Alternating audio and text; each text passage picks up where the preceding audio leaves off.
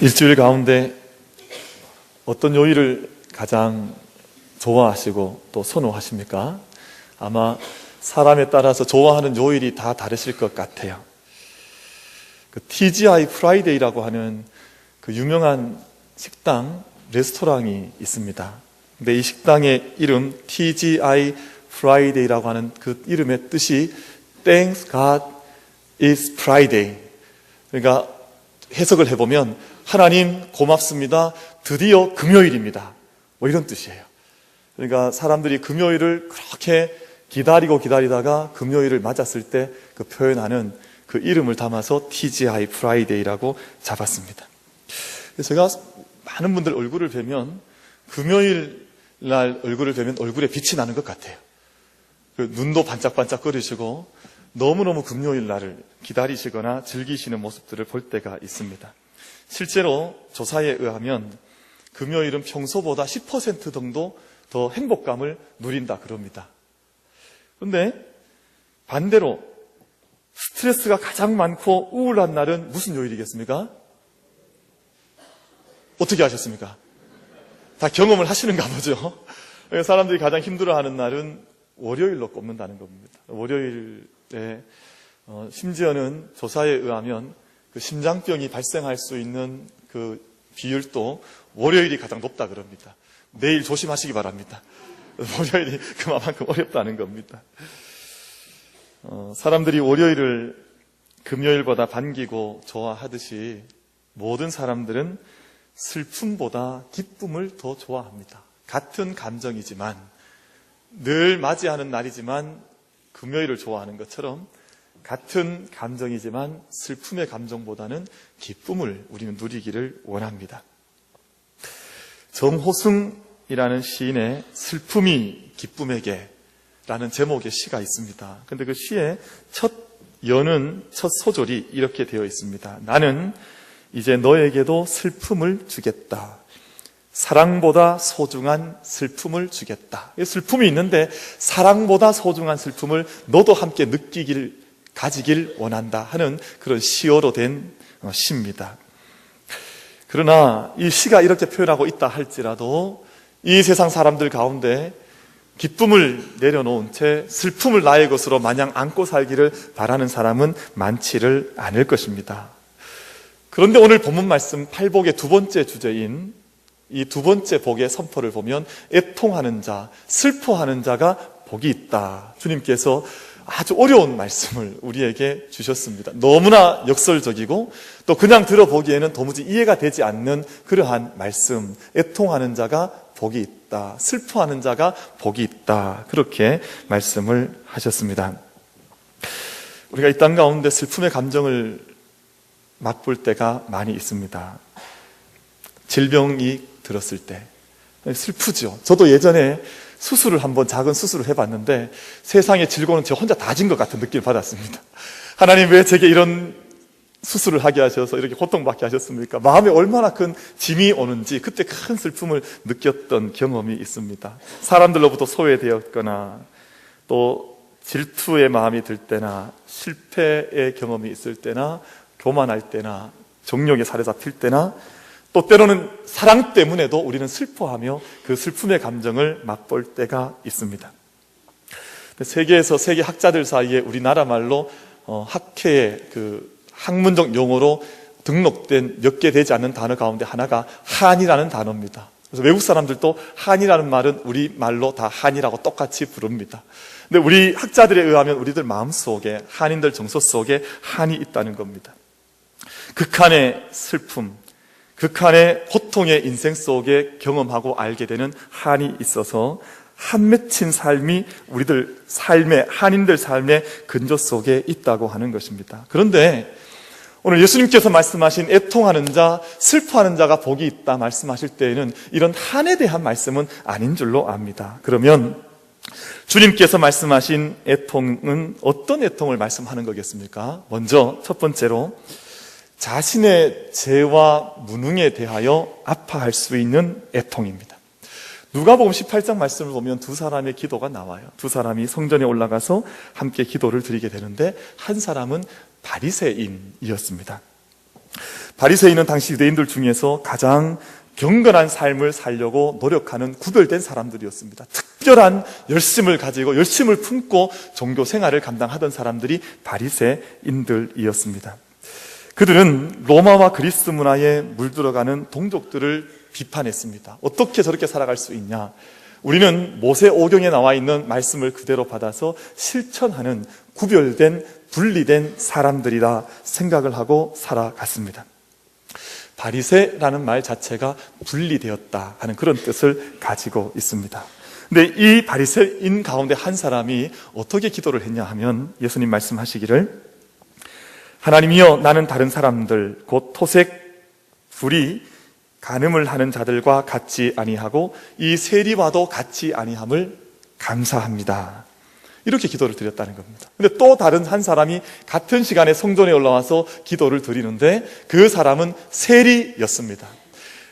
예수님 당시에 로마는 세금을 거두어 드릴 때 직접 나라에서 거두어 드리는 것이 아니라 어떤 한 지역의 세수가 얼마나 나올 것인가를 추측을 한 다음에 한 세리를 지명을 합니다. 그러면 세리가 그 땅에서 거둘 수 있는 세금의 총계를 미리 계산을 해서 일시불로 로마 정부에다가 다 납부를 해요. 그러면 세금 징수권을 로마는 이 세리에게 주어서 세리가 자기 역량껏 자기 힘껏 알아서 세금을 거두도록 만드는 그런 제도를 가지고 있었습니다. 그럼 세리들은 이익을 남기기 위해서 자기가 로마 정부에 내었던 그 세금의 양보다 훨씬 더 많은 세금을 걷어들이게 되어 있습니다. 정직하게 세금을 내라고 해도 저희들 기분이 어떻습니까? 다 좋으십니까? 얼굴을 뵈니까 다 세금을 정직하게 내시는 것 같아요. 그렇게 내셔야 됩니다. 정직하게 세금을 내셔야 되는데 하물며 그렇게 하지 않고 자기가 일한 것보다 훨씬 더 많은 세금을 내라고 하니 사람들이 세리에 대해서 좋은 마음을 가질 리가 없었습니다. 그래서 보편적으로 모든 유대인들에게도 미움을 받았지만 로마 지역 안에 살고 있는 모든 사람들에게 미움을 받았던 죄인의 손가락질을 받았던 사람들이 세리였습니다. 그런데 예수님께서 말씀하신 이 세리가 그 바리새인이 와서 기도하던 그 시간에 올라와서 함께 기도했다는 겁니다. 근데 어떻게 기도했냐 하면 이렇게 기도를 했습니다. 하늘을 쳐다보지는 못한 채 하늘을 함부로 쳐다보지도 못하고 자기의 가슴을 치면서 기도를 했습니다. 하나님이여 불쌍히 여기시옵소 나는 죄인이로소이다. 조금 전에 드렸던 바리새인의 기도와 세리의 기도는 너무나 다른 모습으로 너무나 다른 주제를 가지고 하나님 앞에 기도가 드려지게 되었습니다. 실제로는 바리새인이 더 옳은 삶을 살았을지도 모릅니다. 우리 앞에 오늘 두 사람이 우리 본당에 들어와서 선다면 저는 누구의 손을 들어줄 것 같습니까?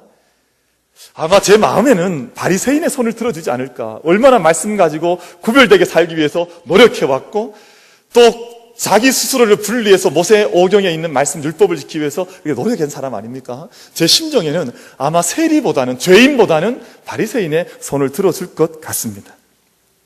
근데 예수님께서 보신 것은 바로 자신의 죄와 자신의 무능에 대해서 애통해하고 있는 세리를 예수님께서 보시고 그의 손을 들어주셨다고 하는 것이 누가복음 18장의 말씀입니다. 근데 예수님께서 무엇을 보셨냐 하면 영적인 애통함을 보셨다는 겁니다. 두 사람이 함께 성전에 올라왔지만 영적인 애통함을 가지고 예배하고 기도하고 있는지 그렇지 않은지를 예수님께서 보시고자 했다는 것입니다. 하나님께서는 상한 심령을 찾으신다고 했습니다. 마음 안에 자기 안에 애통한 마음을 가지고 하나님 앞에 나와서 예배하는 그 사람을 하나님께서 찾으신다는 것입니다. 시편 51편 17절 말씀에서 하나님께서 구하시는 제사는 상한 심령이라. 하나님이여 상하고 통회하는 마음을 주께서 멸시하지 아니하시리이다. 자기의 죄를 돌아보고 하나님 앞에 용서를 구하는 사람, 죄 때문에 가슴을 치면서 통회할 수 있는 상한 심령을 가진 사람을 하나님께서 오늘 또 찾으시는 줄로 믿습니다. 오늘 시간 예배하는 저희들이 하나님 앞에 바리새인과 같은 많은 일들을 했다 할지라도 우리가 교만한 마음이 아니라 하나님 앞에 겸허한 마음으로 주님 앞에 예배할 수 있는 우리 모든 공동체 식구들이 될 수 있기를 바랍니다. 아마 수년 전이었던 것 같아요. 차를 타고 이렇게 차를 따라가다 오면 꽁무니에 글을 이렇게 적어놓은 차를 많이 보았던 적이 있습니다. 그 글에 뭐라고 적혀져 있었냐 하면 내 탓이요, 내 탓이요, 내 큰 탓이로소이다. 그렇게 적어놓았던 카톨릭 교도들의 그 신자들의 그 문구가 있었습니다. 그 말을 라틴어로 표현하면 메아 쿨파, 메아 쿨파, 메아 맥시마 쿨파라 그랬거든요. 내 탓이요, 내 탓이요, 내 큰 탓입니다. 내 안에 일어나고 있는 민망한 마음, 애통한 마음, 내 안에 있는 죄된 마음에 대한 아픈 가슴을 품고 살아가고 있다고 하는 겸손한 마음, 낮아짐의 마음인 것이지요. 예수님께서 오늘 본문에서 말씀하신 애통하는 자는 복이 있다라고 말씀하실 때 첫 번째 의미가 바로 이것입니다. 자기의 죄의 문제를 붙들고 하나님 앞에 나와서 겸손하게 예배할 수 있는 그 모습을 하나님께서 찾고 계시다 하는 것을 말씀하고 계신 것이죠. 두 번째 애통은 타인을 위한 애통입니다. 역사적으로 볼 때 한국 교회는 민족의 고통을 외면하지 않았습니다.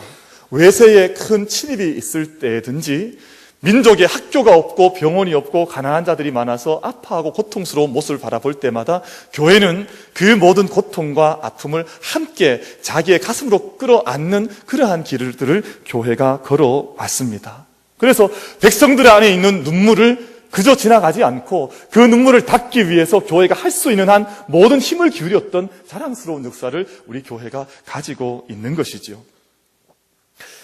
예전에 대한제국 시기에 최봉석이라고 하는 한 관리가 공금 횡령 사건에 연루가 되어서 삭주라고 하는 것으로 유배를 떠나게 되었습니다. 그런데 그 유배지 삭주라고 하는 곳에 가서 전도를 받고 믿음을, 신앙을 받아들이게 되었습니다. 신앙을 받아들이고 난 다음에 이 최봉석이라고 하는 이 분이 전도에 열심을 많이 내기를 시작을 했습니다. 그러던 그가 본격적으로 전도를 하기 위해서 평양 신학교에 입학을 했습니다. 근데 평양 신학교에서 입학을 한 후에 최봉석이라고 하는 분이 기도를 많이 하는 것으로 유명해졌습니다. 근데 기도를 할 때 이분의 특징이 그냥 기도를 한 것이 아니라 늘 울면서 소리치면서 통곡하면서 그렇게 기도를 하나님 앞에서 올렸습니다. 동료 학생들이 다 궁금해한 거예요. 아니 저 최봉석 전도사는 무엇 때문에 저렇게 날마다 울면서 기도를 하나 이해가 잘 되지 않는다. 아마 좀 얼굴이 못생겨서 아니면 늘 성적이 좀 좋지 않아서 예전에 그 사건 속에 연루가 되어서 감옥에 갔다 온 것 그것이 문제가 되어서 늘 슬퍼하나 동료 전도사님들이 다 그렇게 생각을 했습니다. 시리학교를 졸업하는 날 동급생들이 물었습니다. 최봉석 전도사는 왜 그렇게 기도할 때마다 울면서 통곡하면서 눈물로 기도하냐고 이제 헤어져야 하는 마당이니까 그렇게 물었더랬습니다. 그랬더니 이분이 하는 말이 기도하려고 눈만 감으면 일본에게 나라를 빼앗겨 있는 우리나라의 현실과 또 예수를 믿지 않는 우리 민족에 대한 안타까운 마음, 안타까운 생각이 일어나서 울지 않을 수가 없습니다. 그렇게 답을 했습니다. 여러분 이렇게 울며 기도했던 최봉석이라고 하는 분이 저희가 잘 이름을 익히 들어서 알고 있을 최권능 목사님입니다. 전도하기로 아주 헌신을 다했고 마침내 심사참배를 거부하다가 순교의 길을 걸어갔던 그분이 그렇게 애통해서 나라를 위해서 눈물로 기도했던 젊은 날을 보냈던 것이지요. 여러분 우리가 이 함께 믿음의 삶을 감당하면서 공동체가 어떤 공동체 하나님 앞에 쓰임받는 공동체이겠습니까? 공동체의 문제를 붙들고 이 나라 이 민족의 문제를 붙들고 슬퍼하는 사람, 슬퍼하는 공동체가 이 시대의 참된 영적인 리더로 쓰임받는 줄로 믿습니다. 교회는 그 시대의 문제를 가지고 늘 제단 앞으로 나아가서 엎드릴 수 있어야 합니다. 하나님 앞에서 가슴을 치면서 기도하는 성도, 하나님 앞에서 애통해하는 교회로 주님의 성전 앞에 나와서 제단 앞에 엎드릴 수 있을 때 하나님께서 이 시대를 하나님 앞에 눈물로 기도하는 자들을 통해서 공동체를 위해서 애통하는 자들을 통해서 위로하시는 역사들을 이루어 가시는 줄로 믿습니다. 제가 저희 교회를 저희 사택에서 오가면서 어린 아이들을 많이 만납니다. 중학생들을 만나기도 하고 또 고등학생들을 만나기도 하는데 만날 때마다 제 마음속에 어려운 마음이 들 때가 있어요. 왜냐하면 어린 중학생들이 아파트 주위를 다니는데 밤 늦은 시간이나 혹은 새벽 이른 시간에도 담배를 피우고 많이 다녀요. 저희가 살고 있는 이 대명천지와 같은 시대에서 담배를 피우고 다닙니다. 그리고 아이들이 대화를 하는데 얼마나 많은 욕들이 그 안에 들어가 있는지 제가 옆에 듣고 있느라면 그냥 간담이 서늘서늘해지는 욕들을 하고 다녀요. 여러분, 폭력과 때로는 죄성으로 물들어가는 이 시대의 자녀들을 위해서도 가슴을 치며 기도하는 우리 교회와 성도님들이 될 수 있기를 바랍니다. 고난 가운데 있는 이웃들을 위해서도 기도해야 하고, 나라와 민족을 위해서도, 공동체를 위해서도 눈물로 애통할 수 있는 공동체와 성도들을 하나님께서 찾고 계신다고 하는 것이죠. 그래서 오늘 본문에서 말씀하신 애통하는 자가 누구이냐? 작게는 자신의 영적 어두움을 붙들고 기도할 수 있는, 애통할 수 있는 사람. 크게는 이 땅에 하나님의 나라가 임하고 하나님의 의가 세워지기를 바라면서 애통하는 마음을 가지고 기도할 수 있는, 공동체를 붙들고 기도할 수 있는 사람을 하나님께서 찾으시고 저들에게 하나님께서 약속 주시고 하늘에 위로를 주신다라고 말씀을 했습니다. 애통하는 자들에게 하나님께서 위로를 주신다고 말씀하셨는데 그 위로는 다름이 아니라 기도의 응답입니다. 하나님께서 애통하여서 하나님께 나오는 자들에게 기도의 응답을 주신다고 말씀을 약속하고 계신 것이죠. 그럼 기도의 응답을 어떻게 알 수 있습니까? 기도의 응답은 먼저 마음의 평안으로부터 와요.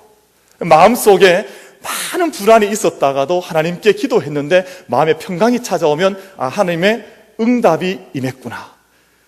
그리고 마음속에 두려움이 있었다가 마음에 담대함이 생기면 그때에도 하나님의 응답이 임했구나. 그렇게 믿으시면 큰 어려움이 없는 줄로 압니다. 그리고 기쁨이 찾아오는 것이죠. 그래서 평안이 임하고 담대함이 임하고 기쁨이 임하는, 하나님 앞에서 눈물로 애통했던 자에게 그런 위로가 임할 때 하나님의 약속, 하나님의 응답이 임했던 것을 우리가 고백할 수 있게 되기를 바랍니다. 위로라고 하는 말은 헬라어로 파라칼레오라고 하는 말입니다. 파라라고 하는 것은 옆에서, 곁에서 그런 뜻이에요. 그리고 칼레오라고 하는 말은 부른다 하는 뜻입니다. 내 곁에 하나님께서 오셔서 나를 불러주시며 나를 위로해 주신다 하는 그런 뜻입니다. 하나님께서 우리를 위로하실 때 저기 하늘에서 그냥 내려다보시면서 멀리서 위로하지 않는다는 의미입니다. 그리고 우리를 위로하실 때에도 우리 곁에 오셔서 세상 살다 보면 이런저런 일 다 있으니까 별것 아니니까 애통하지 말아라. 그렇게 하나님께서 건성으로 위로하시는 것이 아니라는 것입니다. 우리 곁에 오셔서 우리의 처지와 상황을 이해해 주시면서 우리를 불러가시면서 위로해 주시는 하나님의 위로를 우리가 늘 경험할 수 있는, 받아들일 수 있는, 우리가 보고 경험할 수 있는 우리들이 되기를 바랍니다. 사람은 위로를 받아야 살아갈 수 있는 존재입니다. 어떤 사람도 위로가 필요치 않은 사람은 없습니다. 구약성경에 나오는 엘리야라고 하는 사람은 얼마나 큰 능력의 사람이었습니까? 근데 이 위대한 사람도 하나님의 위로가 필요했습니다. 엘리야는 말 한마디로 기도하면 이스라엘에 3년 동안 비가 오지 않는 그런 능력의 사람이었습니다. 또 기도할 때 사르밧 과부의 죽었던 아들이 살아나기도 하는 놀라운 기도의 능력도 가진 사람이었습니다. 갈멜산 꼭대기에서 바알과 아세라 선지자 850명과 싸워서 승리하기도 했던 아주 놀라운 능력의 사람이었습니다. 그럼 1대 850으로 싸우면 이길 자신 있으십니까? 엘리야는 그런 능력의 사람이었어요. 1대 850으로 싸워서도 다 이겨낼 만큼 기도의 능력이든 어떤 능력이든 능력에 있어서 부족함이 없던 그런 사람이었습니다. 근데 그랬던 능력의 사람이 북이스라엘의 왕비 이세벨의 협박 앞에 낙심을 했습니다. 얼마나 큰 낙심을 했던지 하나님 앞에서 도망하여서 브엘세바라고 하는 곳에 도망을 가서 하나님 저를 죽여주십시오. 제가 도무지 살 소망이 없습니다라고 낙심하여서 기도했던 사람이 바로 엘리야였습니다. 근데 여러분, 한 가지 생각하고 싶은 것은 얼마나 낙심을 크게 했냐 하면 남유다의 가장 남쪽 지역이었던 브엘세바라고 하는 곳으로 도망을 갔거든요. 근데 오늘날로 치면 북쪽 저기 북한 땅에서 휴전선을 넘어서 남쪽까지 내려왔고 배를 타서 제주도까지 가서 한라산에 숨어든 것처럼 깊이 숨어든 겁니다. 그래서 이세벨이 찾을래야 찾을 곳 없는 곳까지 도망을 갔음에도 불구하고 얼마나 크게 낙심을 했던지, 얼마나 마음의 용기를 잃어버렸던지 그곳에 들어가서 하나님 제 목숨을 끊어주십시오 하는 그런 기도를 엘리야가 드렸다는 것입니다. 그런 사람들도 낙심하고 위로를 필요할 때가 있습니다. 근데 하나님께서 엘리야를 꾸짖지 않으셨습니다. 얼마나 많이 낙심해 있던 그 엘리야에게 하나님께서 천사를 보내셔서 지쳐있던 엘리야를 친히 만져주셨습니다. 만져주실 뿐만 아니라 저에게 떡과 물을 준비해 주셔서 막 지쳐져 자고 있던 엘리야가 눈을 뜨고 일어났을 때 천사가 준비해 놓은 떡과 물을 마시고 또 잠들게 했습니다. 그리고 잠시 쉬고 있을 때 다시 천사가 부드럽게 깨웠지 않겠습니까? 깨우고 나서 다시 떡과 물을 먹이고 힘을 얻도록 하나님께서 그렇게 부드럽게 깊게 엘리야를 위로해 주셨다는 말씀이 있습니다. 사랑하는 성도 여러분, 이런 위로가 하나님께서 우리에게 적합한 위로로 어느 자리에 있든지 우리에게 다가오셔서 위로해 주시는 것을 믿으면서 고백하면서 언제라도 하나님의 은혜의 위로를 사모할 수 있는 우리 모두가 될 수 있기를 바랍니다. 주 여호와의 영이 내게 내리셨으니 이는 여호와께서 내게 기름을 부으사 가난한 자에게 아름다운 소식을 전하게 하려 하심이라. 예수님이 오신 목적도 이스라엘과 이 땅을 위로하시기 위함이었습니다. 성령께서 이 시간 우리 가운데 임재해 계신 것 역시도 우리를 위로하기 위함이신 줄로 믿습니다. 여러분, 어른들에게도 위로가 필요하고 어린 아이들에게도 위로가 필요합니다. 그래서 어린 아이들의 마음을 늘 위로해 주시고 잠들기 전에 그 어린 아이의 마음속에 그 하루도 혹여 상처나 어려움이 있었던 것들을 위로해 주실 수 있도록 기도해 주는 우리 모든 부모님들이 되기를 바랍니다. 위로에는 어른들과 아이들의 구별이 없다, 그 말입니다. 모든 이들에게 위로가 필요한 것이지요. 그런데 오늘 하나님께서, 예수님께서 말씀하시기를 애통하는 자에게는 복이 있는데 하늘의 위로를 내가 너에게 주마, 그렇게 말씀을 하고 계신 것입니다. 그런데 위로는 이 세상 가운데서 누가 할 수 있느냐 하는 주제도 중요하지요. 위로를 참되게 받아본 사람만이 참된 위로자로 나설 수가 있습니다. 예수님의 위로를 받은 그리스도인들만이 이 땅 가운데에서 위로자로 사역할 수가 있고 쓰임받을 수가 있고 치유와 회복의 통로가 될 수 있다고 하는 말입니다. 샌프란시스코라고 하는 곳에 가면 아주 유명한 다리가 하나 있습니다. 금문교라고 하는 다리인데 골든게이트 브릿지, 그렇게 부르거든요. 근데 너무 오래전에 크게 웅장하게 만들어져서 전 세계 사람들이 많이 그 다리를 구경하러 많이들 몰려옵니다. 근데 그 경관으로도 유명하지만 또 한 가지 무엇으로 유명하냐 하면 사람들이 많이들 찾아와서 자살하는 것으로 유명해요. 1년에도 얼마나 많은 사람들이 와서 그 다리에서 목숨을 던져 나가는지 모릅니다. 근데 한 번은 이 금문교에서 자살 소동이 벌어졌습니다. 한 젊은 여성이 금문교 난간 위에 올라가서 접근하지 마! 조금만 다가오면 뛰어내릴 거야! 그러고 난동을 부린 겁니다. 사람들이 어떻게 할 줄을 모르고 다 헤매고 있는데 그때 한 여자 경찰관이 그 자리에서 나서게 되었습니다. 그래서 그 젊은 여성을 향해서 다가가면서 이보시오, 나도 여자인데 내 말을 좀 짧게 들어주시오 하고 요청을 하면서 한 걸음씩 다가가기 시작을 했습니다. 그래서 모자도 벗고 머리도 풀어 헤치고 정말 여자처럼 해서 그 여성에게 다가갔습니다. 그리고 한마디씩 말을 내어오면서 이런 말을 했습니다. 나는 어려서 아버지를 잃었습니다. 그리고 홀로 된 어머니에게서 자라났는데 어머니 역시 재혼을 해서 그 이후에 나도 홀로 자라났습니다. 삶이 너무 어려워서 저 역시 당신처럼 자살을 여러 번 시도를 했었는데 죽기를 그렇게 원해도 죽는 것도 제 뜻대로 되지를 않아서 하루는 생각하기를 기왕에 이렇게 어렵게 살 것 같으면 이 힘을 다해서 살아봐야 되겠다 하는 생각을 했습니다. 그리고 그 이후에 공부를 하고 준비를 하여서 이렇게 경찰이 되었습니다. 당신도 지금 다시 한번 생각해 보아서 그 난간에서 내려와 당신의 생명을 다시 한번 써보는 것이 어떻겠습니까? 그렇게 요청을 했더니 그 난간 위에 여성이 내려왔을까요? 안 내려왔을까요? 순한 양이 되어서 그 난간에서 내려온 거예요. 아마 다른 사람이 큰 소리 치면서 내려오라고 호통을 쳤으면 아마 그 다리에서 떨어졌을지도 모릅니다. 그러나 자기와 같이 자살의 경험이 있고 아픔으로부터 위로받았던 경험을 가지고 있던 한 사람이 자기 삶 앞에 우뚝 서서 자기의 삶을 고백해낼 때 그 위로를 이 여성이 받아들이게 되었다고 하는 그런 이야기가 아니겠습니까?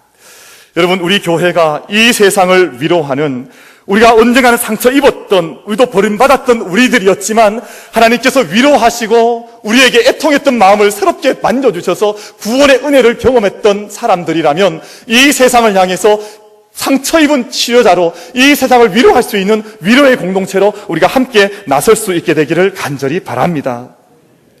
여러분, 그래서 우리가 슬퍼하는 사람, 고통당하는 사람, 우는 사람에게는 왜 우냐고 자꾸 묻지 말아야 합니다. 그냥 누가 울고 있습니까? 누가 슬퍼하고 있습니까? 그러면 많은 말이 필요하지 않고 그냥 그 옆에 서서 내가 당신과 함께 이 삶 동행하기를 원합니다라고 아무 말 없이 서 있기만 해도 하나님께서 위로의 역사를 이루어 가시는 줄로 믿습니다. 그리고 보라, 네가 그때 그런 죄를 범했으니까 이렇게 되는 건 아니냐, 쌤통이다, 그런 말을 하셔도 안 돼요. 교회는 그저 아픔을 당하는 사람이 있으면 그저 기도해주고 함께 그 마음을 함께 나누어서 그 자리에 서 있어 주기만 해도 하나님께서 하나님의 위로를 이루어 가시는 줄로 믿습니다.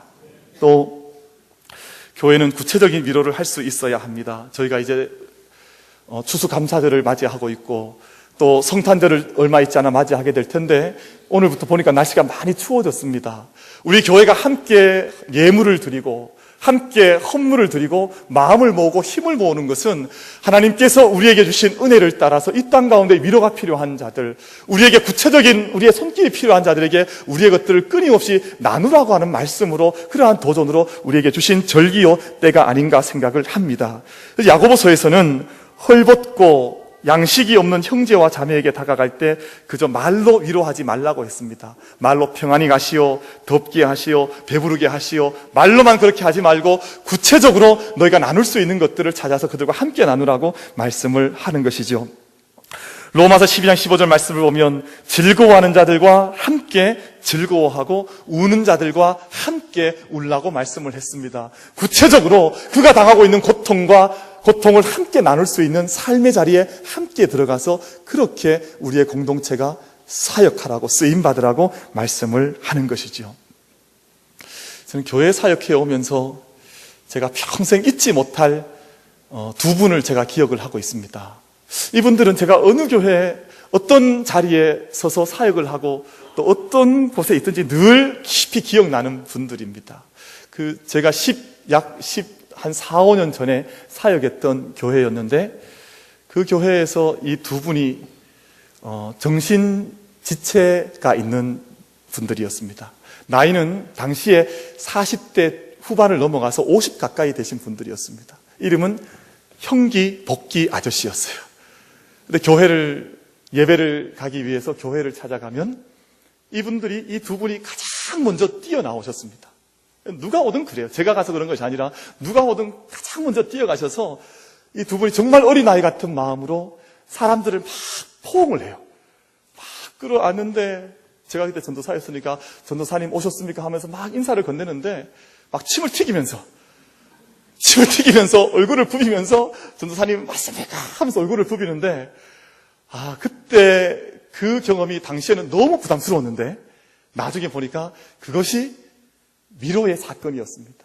그래서 그 교회에 섬겼던 모든 식구들이 그 두 분 때문에 얼마나 많은 위로들을 받고 얼마나 많은 사랑을 경험했는지 모릅니다. 어린 청년들이 오면 청년의 이름을 부르면서 달려가서 안고 손 만져주고 인사를 건네고, 어른들이 오면 또 어른들에게도 그렇게 하고 또 교육자들에게도 그렇게 하고, 근데 그 두 분이 어린아이 같은 마음으로 온 교회를 날마다 위로해주는 위로의 통로들이었구나 하는 사실을 제가 나중에 깨닫게 되었습니다. 사랑하는 성도 여러분, 오늘 우리가 주님 앞에 나와서 함께 위로하시는 하나님 앞에서 예배 드리고 있습니다. 우리가 오늘 누구로부터 우리가 위로를 받았고 또 우리는 또 어떤 이들에게 위로의 사람으로 오늘 우리가 함께 쓰임받고 있으십니까? 오늘 예배하며 우리가 돌아가는 오늘 우리 이 주일의 날에 우리가 그 어떤 사람으로부터, 그 어떤 성도로부터, 그 어떤 형제와 자매로부터도 위로의 경험들을 하고 주의 전을 나설 수 있는 은혜가 우리 모두에게 있게 되기를 바랍니다. 무엇보다 하나님에게 그러한 위로를 우리가 받아야 되지 않겠습니까? 예수님께서 성육신하셔서 이 땅 가운데 오심으로 가난한 자, 마음이 상한 자, 포로되고 갇힌 자를 위로해 주셨다고 했습니다. 여러분, 성육신 사건은 교리의 사건이 아닙니다. 성경 속에 기록되어져 있는 그 옛날 어떤 역사적인 사건이 아니라 오늘 또 성육신이라고 하는 것은 예수님께서 우리 가운데 찾아오셔서 위로하시고 사랑하시고 붙드시고 우리를 함께 하신다고 하는 살아있는 역사의 사건인 줄로 믿습니다. 우리 그 하나님의 위로를 받았습니다. 이 거룩한 성일에 예배와 사귐 가운데 하나님의 위로, 성령의 위로가 있으시기를 축복합니다. 그리고 우리 안에 성도의 위로, 위로의 기도, 위로의 섬김과 격려가 풍성하여서 이 세상을 하나님의 위로받은 자로, 그리고 그 은혜 아는 자로 이 세상을 위로하며 살아갈 수 있는 모든 성도들 되시기를 주님의 이름으로 축복드립니다.